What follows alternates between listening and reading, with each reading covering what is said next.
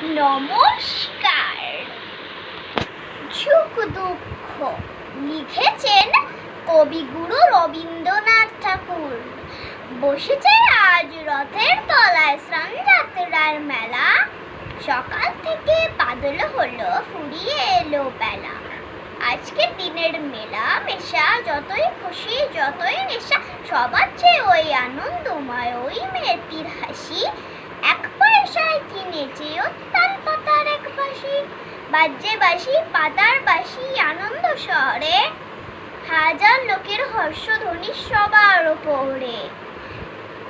ঠাকুর বাড়ির ঠেলা ঠেলি লোকের নাহি শেষ, অবিশ্রান্ত বৃষ্টি ধারায় ভেসে যায় রে দেশ। আজকে দিনের দুঃখ যত নাই রে দুঃখ উহার মতো, ওই যে ছেলে কাতর চোখে এ দোকান পানের চাহি। একটি রাঙা লাঠি কিনবে এক পয়সাও নাহি, যে আছে নিবে সারা নয়ন অরুণ। হাজার লোকের মেলা তীরে করেছে করুণ। Thank you.